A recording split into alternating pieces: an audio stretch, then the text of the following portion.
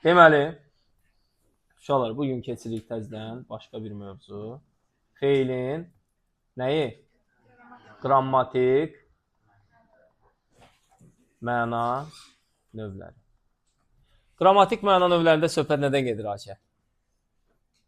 Söhbət gedir subyekt və obyektdən. Bunların bir-biri ilə qarşılıqlı münasibətindən. Subyekt nədir? Subyekt iş görəndir. İş görən. Obyekt üzərində iş görülən. Obyekt kimi deyək də, məsələn, deyək, filan kəsin atası bir obyekt götürüb işlədir. Başa düşdünüz? Orada bir iş görür. Və yaxud da hər hansısa bir təbiətdəki bir obyekt, hədəf al. Hədəfi seçirsən, məsələn, bir gözüvə yatan, xoşuna gələn bir ağac olur. Götürürsən, onu nə edirsən? Rəsmini çəkirsən. Sənin obyektin həmən ağacdır. Başa düşdünüz? Bu formada. Subyekt nədir? Kimdir? İşi görən. Həmən ağacın rəsmini çəkən insan isə subyekt sayılmış olur. Düzdür? Şagird kitabı oxudu. Obyekt hansı olur burada? Kitab. Şagird isə işi görəndir deyə subyekt olmuş olur. Aysa o. Bu minvalla başlayırıq davamlı izah eləməyə. Feilin 6 qrammatik məna növü var uşaqlar. Birinci, məlum növdür. Baxın, məlum növ digərlərindən nə ilə seçilmiş olur? Nələri ilə seçilir? Məlum növ digər növlərdən fərqli olaraq quruluşuna görə sadə də olur, düzəltmə də olur, mürəkkəb də olur. Bir şey yadınızda qalsın. Adlardan, bunu hətta qeyd edin uşaqlar, bəlkə konspektdə vermişəm yoxsa yox. Adlardan birbaşa yaranan bütün feillər, yəni bütün düzəltmə feillər məlum növ sayılır. Adlardan birbaşa yaranan bütün düzəltmə feillər məlum növ sayılmış olur.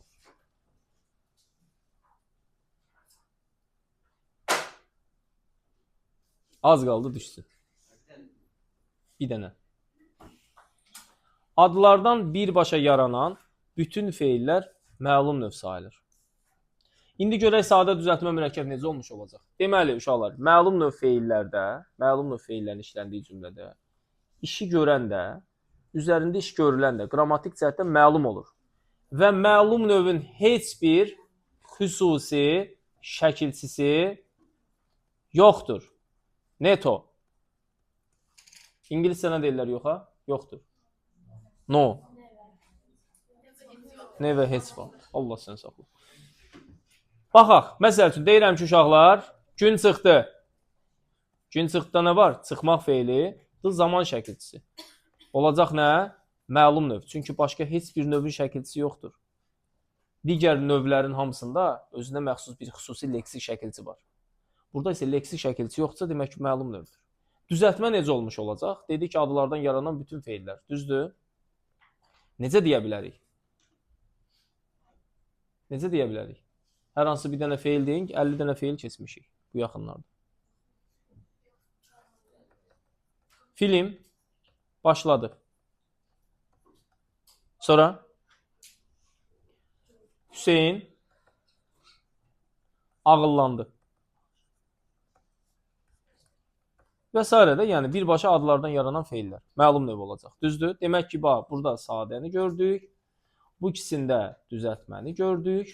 Mürəkkəb necə olmuş olacaq?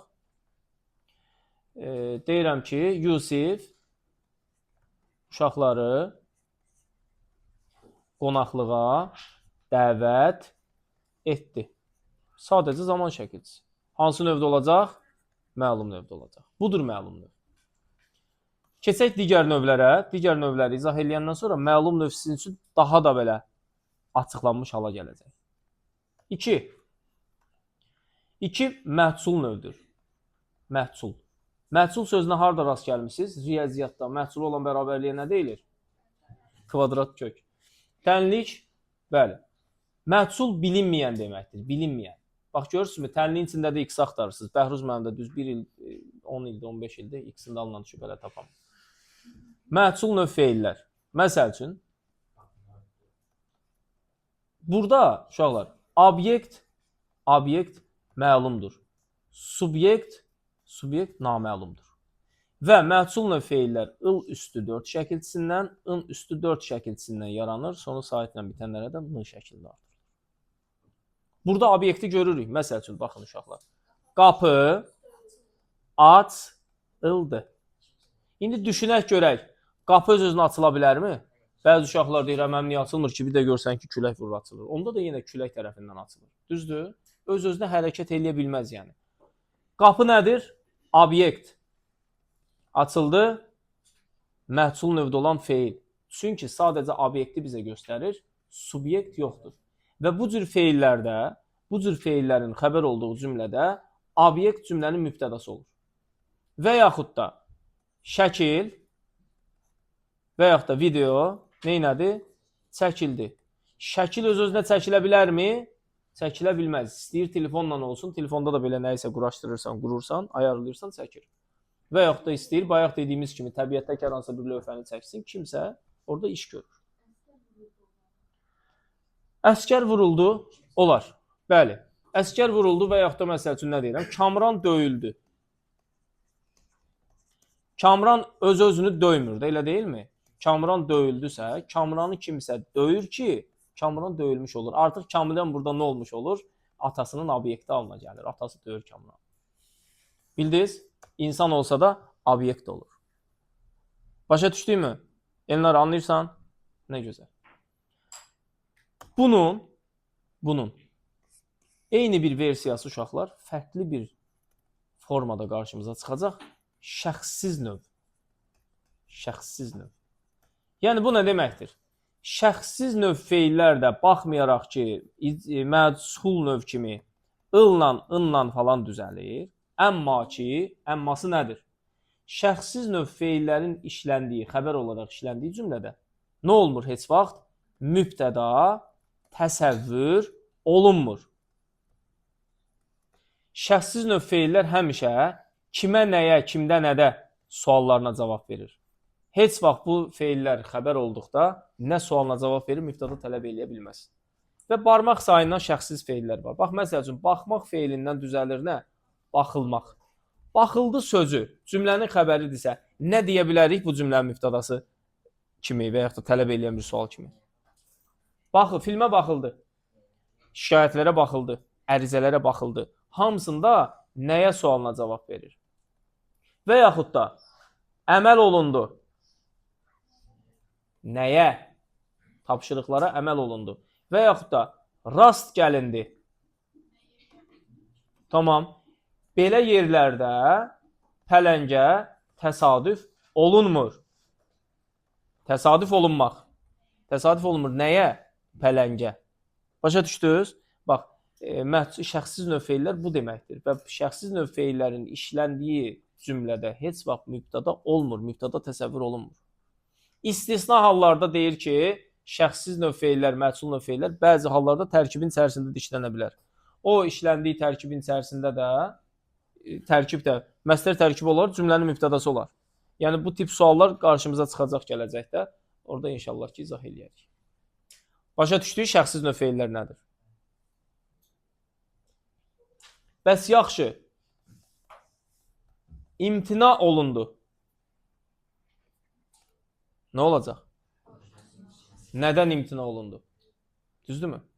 Şəxssiz olacaq. Keçirik. Dördüncü. Nə? Qayıdış növ. İndi qayıdış növə baxacağıq ki, eyni şəkilçi qrupu ilə düzəlir. Il üstü 4, ın üstü 4 və sonu saitlə bitənlərə n. Bunların fərqi nədir? Qayıdış növdə obyekt də, subyekt də eyni məfhum olmuş olur uşaqlar. Eyni məfhum olur. Eyni. Baxın. Eyni feil eyni feil necə ola bilər ki, həm məchul olar, həm qayıdış olar. Cümlədəki mənasından asılı olaraq. Bax, deyirəm ki, qapı açıldı, bir də deyirəm ki, gül açıldı. Təbiət hadisələri ilə bağlı olan feillərin əksəriyyəti qayıdış növdədir. Gül açıldı deyəndə özü öz üstündə hərəkət eləyir. Düzdür? Açılan da güldür, özünü belə deyək də, pardaqlandıran, açan da güldür. Və yaxud da bayaq şəkil çəkilmişdi, indi duman çəkildi. Duman özünü sürür, gedir, aparır. Düzdürmü? Və yaxud da hava açıldı. Bax, hava açıldı. Bəli, təbiət hadisəsi öz-özünü nə edəcək? Açmış olacaq. Sonra nə var? Qayıdış növlə məhsul növlərdə qarışdırılacaq bəzi şeylər var ki, bəzi məqamlar. Atılmaq məqamı, bax, məsəl üçün, atılmaq feilinin fərqli növlərdə işləndiyini görə bilirik. Necə olacaq? Biri var ki, top atıldı, kimsə top atmaz atmaz. Bir də var ki, əskər, ay sağ ol, irəli atıldı. Artıq burada özü-özünü atmış olur, özü-özünü irəli tullamış olur. Və beləliklə bu formada olanda olacaq nə? Qayıdış növü. Düzdür? Başqa feillərdə nə kimi çıxa bilir uşaqlar? Baxın, bəzəndi feili və darandı feili var. Bunlara rast gələcəksiniz dimin toplusunda və çaşdırıcı sual olaraq qarşımıza çıxacaq. Bəzəndi feilində, darandı feilini də iki növün ikisində də düşünə bilirik. Eyni cümlə daxilində. Bax, məsəl üçün, deyirəm ki, qız darandı və yaxud da qız bəzəndi. Qız bəzəndi deyəndə, ki, salonda da bəzənə bilər, kimsə bəzəyər bunu. Elə olduğu təqdirdə olacaq məhsul növ. Amma qız güzgün qabağında durub öz-özünü bəzəyirsə olacaq nə? Qayıdış növ. Qız darandı. Qızı anası da daraya bilər. Olacaq məhsul növ. Qız güzgün qabağında durub özü də darana bilər. Olacaq nə? Qayıdış növ. Amma yun darandı dedikdə, yunu daramaq bilirsiniz də, o vaxt nənələr dəmir daraqlar olurdu. Darayırdılar, atırdılar yunu. Ondan sonra onunla nə edirdilər? İp əyirirdilər, kəndir düzəldirdilər. Belə bir şeylər olurdu. Yun darandı deyəndə nə olmuş olacaq? Daramaq feilindən daranmaq ancaq məhsul olacaq. Yerinə görə baxacağıq bunu. Anladıq mı? Anladınız mı? İndi nəyə baxırıq? Bəzi feillər var ki, qayıdış növdə başqa şəkilçi qəbul edir. Məhsul növdə başqa şəkilçi. 6-7 dənə sözdür. Bax, geymək feili var ki, qayıdış növdə olacaq. Qayıdış növdə olacaq. İn şəkilçisindən, məhsul növdə olacaq ıl şəkilçisindən. Paltar geyildi. Paltarı kimsə geyməsə geyilməz. O paltarını geyindi. Öz-özlərində iş görmüş olacaq. Yuyunmaq feili var. Məhsul növdə yuyulmaq olur, qayıdış növdə yuyunmaq olur. Döyünmək feili var. Ürəyim döyündü. Yara ürək kimi döyünürdü. Görürsünüzmü? Burada özü-özünü döymüş olur. Amma məhsul növ kimi olacaq necə? Döyülmək feili. Bəli, soymaq feilindən soyunmaq var. Getdi, jaketini soyundu. Bir də soyulmaq var. Alma soyuldu. Almanı kimsə soymasa, soyulmaz. Məcazi mənada da bütün qəsəbə qarətçilər tərəfindən soyuldu. Düzdür? Bir də görmək, uşaqlar, görmək. Baxın, görünmək sözü istəyir insanın özü ilə olsun, istəyir insanın başı ilə olsun. Nə olursa olsun. Görünmək sözü hər zaman qayıdış növüdür. Məsəl üçün, uzaqdan gələn adamlar göründü, qayıdış. Uzaqdan gələn adamların başı göründü, qayıdış. Amma iş görüldü, artıq görülən nədir? Hər hansısa bir iş. Kimsə görməsə, kimsə görməyin bir mənası yerinə yetirmək. Olmasa, bəlli deyil yəni. Elə deyilmi? Kimsə görməsi lazımdır bunu. Sonra uşaqlar, burada baxınmaq feili var. Baxınmaq. Ətrafına baxındı. Bunu da qayıdış növ kimi götürürük. Sonra öymək feili bilirsiniz nədir? Öymək. Tərifləmək deməkdir. Düzdür? Öyünmək feili də qayıdış növ olur. Öyünmək feili. Öz-özünü tərifləyir. Amma öyülmək nə olacaq? Məhsul növ olmuş olacaq. Necə? Sevinmək sözünün kökü nədir, Yusif? Sevməkdir. Xeyr, sadə feillərin içərisində keçmişdik də, sevinmək. Sonra deyinmək sözü var. Deyinmək. Deyinmək nədir? Öz-özünə başlayır, qoca qarılar deyir. Dırdır ötür. Deyinir. Amma məhsul növdə necə olacaq? Söz deyildi. Sözü kimsə deməsə, deyilməz. Başa düşdünüz? Sonra nə vardı? Yayınmaq və yayılmaq. Özünə kənara yayır ki, nə olur? Güllədən, ona gələn daşdan, nə bilim, nədənsə yayınır. Qayıdış növ. Yayılmaq isə nə olacaq?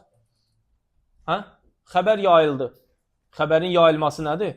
Kimsə yayır ki, xəbəri, xəbər yayılmış olur. İndi baxın, yayılmaq həm məhsulda işlənə bilər, həm qayıdışda işlənə bilər. Qayıdışda işlənən olanda səs yayıldı olacaq. Səs yayıldı. Məsələn, dağda qışqırırsan, səs gedir oradan ora, echo verir, əks-səda verir, yayılır. Səsin yayılması o formada qayıdış olmuş olacaq. Amma xəbərin yayılması, kimsə xəbəri insanlar arasında yaymasa, yayılmaz deyə məhsul növü olacaq. Bunlar qarşımıza çıxacaq testlərin içərisində. Başa düşdünüz? Güzel. Növbəti neçənci olur? 5-ci.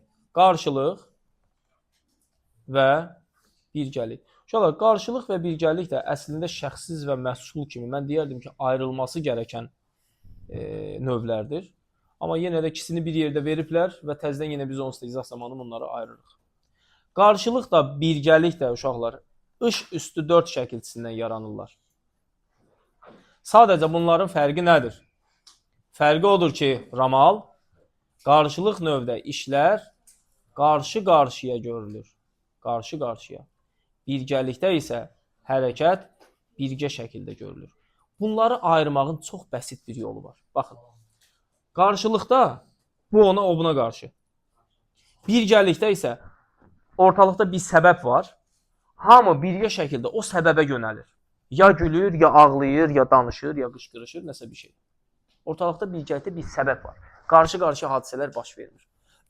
Baxın, yazışmaq, döyüşmək, vuruşmaq, baxışmaq, anlaşmaq. Görürsünüzmü? Mən səni anladım, sən də məni anladın və biz anlaşdıq. Dövlətlər arasında anlaşma baş tutur, şirkətlər arasında nə edir? Bir-birini qarşı şəkildə gəlirlər, anlayırlar, anlaşmaq olur. Yazışmaq. Yazışmağın hara fırrazandır uşaqlar, qarşılıq növüdür. Bəzən nə olur? Uşaq deyir, mən bizim məsəl üçün şagird qrupumuz var, orada yazışırıq, amma birgə şəkildə yazışırıq. Xeyr. Məsəl üçün Kamran qrupa yazır, Kamranın fikrinə qrupdakılar qarşı şəkildə bir şey yazır. Və yaxud da döyüşmək, vuruşmaq. Müəllim, bəs ordular 1000 nəfər burada, 5000 nəfər burada, bunlar hamısı girir bir-birinə. Nə olacaq bunun axırı? Orada da nə olmuş olur? Bu ordu bunlara qarşı vurulur, 1000 nəfər vuruşur, vurulur, nə idi? Bu da bunlara qarşı vuruşur.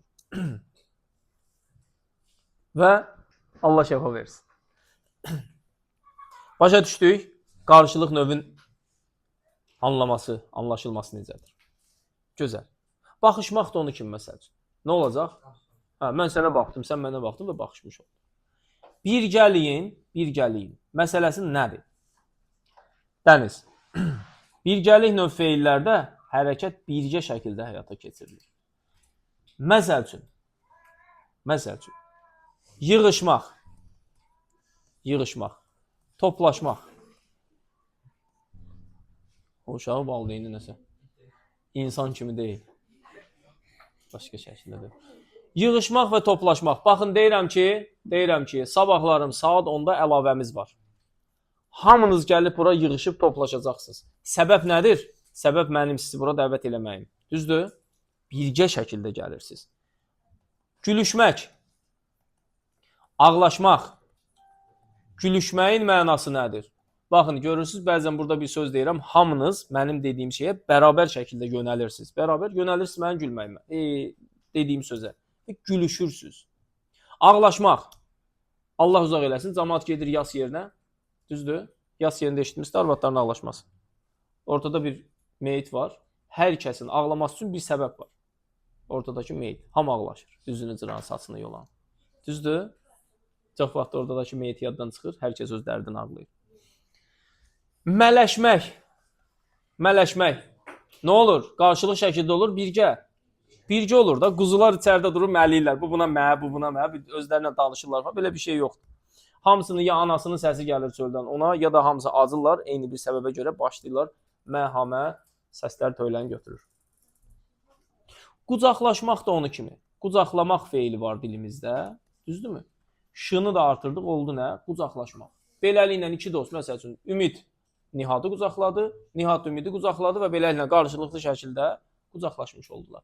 Görüşmək də onu kimi uşaqlar. Bir-birini gördülər və görüşmüş oldular. Bu artıq, bunlar nədir? Qucaqlaşmaq və görüşmək qarşı-qarşıya olduğu üçün qarşılıq növ sayılacaq. Oldu mu? Qucaqlaşmaq nətər birgə ola bilər? Bir düşünün, kənddən 5-6 nəfər qonağınız gəlir. Hamı, hoppa, gəldiniz elə bir yallı oynuyorsunuz, əl-ələ yığıldınız. Allah axırını xeyir eləsin. Yox, elə bir şey ola bilməz. Qarşılıq və birgəliyi başa düşdünüzmü uşaqlar? Nə daha Zöhrə?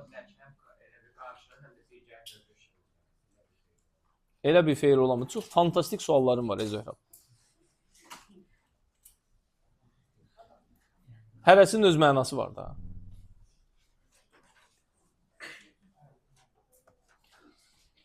Altıncı. Fərqi yoxdur. Yenə də kiməsə qarşı döyüşürlər də. Qarşılıq növ. Sonuncu icbar növ. İcbar növ düzəlir t və dır şəkilçiləri ilə. İndi bir məsələ var uşaqlar. Əvvəlki proqramda var idi təsirli və təsirsiz feillər. Kimsə nəyisə fırlayır? Eləmə də Hüseyin. Baş üstə yox, otur amma eləmə. Hə, nə danışırdıq? Hə, təsirli və təsirsiz feillər vardı. Onunla da müəyyən qrammatik qayda olaraq deyirdik. Uşaqlar başa düşürdü. Amma indi fərqinə varıram ki, bir şeyi məntiqi şəkildə anlamaq, başa düşmək daha gözəldir. Əzbərləməyə ehtiyac yoxdur. Əzbərləyərsən nəyi? Şəkilçiləri yadında saxlayarsan. Amma icbar növ necə yaranır? Bunu məntiqi şəkildə çözmək lazımdır. İcbar məcbur sözüdür. Bax, görürsünüz uşaqlar, icbar növün yaranmasında bir neçə subyekt iştirak edə bilir. Və icbar növün mənası budur. İşi qarşımızda dediyimiz adam deyil, onun dediyi adam yerinə yetirmiş olur. Misal verək. Məsəl üçün, deyirəm ki, ağlamaq feilinə t-nı artırdıq, elədik ağlat. Düzdür? Bir də yazmaq feilinə d-rı artırdıq, oldu yazdır. Baxaq görək bunun hansı icbardır. Çünki icbarın şəkilçisi t və d-dır. Buna da bunu artırmışıq, buna da. İcbarı tapmağın ən gözəl yolu nədir? Həmişə düşünün ki, qarşınızda bir nəfər var. Bütün feilləri ona əmr eləyirsiniz, ona deyirsiniz. Deyirəm ki, kimi deyəm? Məsəl üçün Kamran. Deyirəm ki, Kamran, Nihadı ağlat. Mənim gözüm üstə. Durun, Nihada bir dənə şapalaq. Nihad ağlayır. Kim elədi hadisəni? Kamranın özü elədi. Ay, sağ ol. İndi deyirəm ki, Kamran, bu artıq nə sayılacaq uşaqlar? Məlum növ sayılacaq. Çünki işi görən qrammatik cəhətdən budur. İcbar növdə Kamran eləməməlidir. Kamran da Nihada deməlidir. Nihad nəsə bir hadisə eləməlidir. Deyirəm ki, Kamran məktubu yazdır. Yazdır dedimizə Kamran özü mü yazacaq? Kiməsə deyəcək. Bax, bu formada olacaq icbar. Qarşınızdakı adam işi özü görürsə, məlum sayılacaq. Özü görməyib, o da bir quyruq tapacaqsa, tülkü tülkün buyurdu, tülkü də quyruğun buyurdu. Onda icbar sayılmış olacaq. Bax, keçirik başqa bir feilə. Güldürmək feili. Fatih, uşaqları güldür. Nə olacaq? Fatih duracaq, ağzına gələn danışacaq, nəsə bir hərəkət eləyəcək, uşaqlar güləcək. İşi birbaşa özü yerinə yetirdi. Oldu məlumdur. Düzdür? Amma bir də deyirəm ki, apar bu məktubu oxut. Məktubu oxut, gördünüz? T ilə düzəldi yenə. Kamran məktubu oxut. Kamran nə edəcək? Kimisə tapacaq kənardan, bir savaddır, özü savadsızdır. Başqa bir savadlı adam tapacaq, o da məktubu oxuyacaq. Beləliklə icbar növü yaranmış oldu. İndi baxın. Güldür. Biz bunu necə icbar eləyə bilərik? Yenə eyni şəkilçinin başqa versiyasını artırırıq. Ağlat, d-rı artırırıq. Məsələn, ağlatdır desəm nə edəcək? Özünə demədim ki, ağlat dursa şapalaq vursun. O da Nihada deyəcək ki, başıma dönüm, bir dənə Ümidi ağlat da. Başa düşdünüzmü? O da duracaq Ümidə. Güldürt də onu kimi. Deyəcək ki, mən lətifə bilmirəm də sən canım, bir dənə sən lətifə danış, qoy uşaqlar mırışsınlar. O da duracaq, ağzına gələn danışacaq təbii ki, belə. Başa düşdünüz, icbar necə olmuş olur? Baxın, bir neçə dənə feil deyək. Məsəl üçün, sildir feili. Qarşımızda çox istəmədiyimiz bir adam qoyuruq. Onu işlədirik başlayıb. Bütün işlərin hamısını ona gördürürük. Divarımız tutur. Deməli deyirəm ki, Hüseyin. Məsəl üçün deyirəm, indi çox istəmədiyimiz. Hüseyin, pəncərəni sildir. Hüseyin mi eləyəcək? Sil demədim, axı sildir dedim. Demək ki, nə olacaq? İcbar. Yaxşı, Hüseyin, işığı yandır. Hüseyn duracaq, özü gəlib işığı yandıracaq. Oldu nə? Məlum. Hüseyn. Hüseyn işığı söndür. Özü duracaq, olacaq məlum. Başa düşdünüz? Yəni bu kimi ifadələrdə diqqətli olaraq baxmaq lazımdır. Və yaxud da Hüseyn bu quyunu qazdırmaq lazımdır. Neyniyək? Quyunu qazdır. O da gedəcək bir kankan çağıracaq. Kankan uşaqları quyu qazanlara deyirlər. Nə olacaq? Ki quyunu qazdırmış olacaq. Bu sayılacaq iz var. Anlıyorum. Başa düşdünüz? İndi bir şeyi yadınızda saxlayın. Ad olaraq bir çaşdırıcılıq var. Feilin qrammatik məna növləri. Bax, qrammatik sözü o demək deyil ki, qrammatik məna növlərinin şəkilçiləri də qrammatik olacaq. Bu testlərdə uşaqları çaşdıran bir məsələdir. Qrammatik məna növ şəkilçiləri hamısı leksik şəkilçilərdir. Neymət, başa düşdün? Çünki feildən feil düzəldirlər. Bir mənadan başqa bir məna düzəldirlər. Oldu elləri?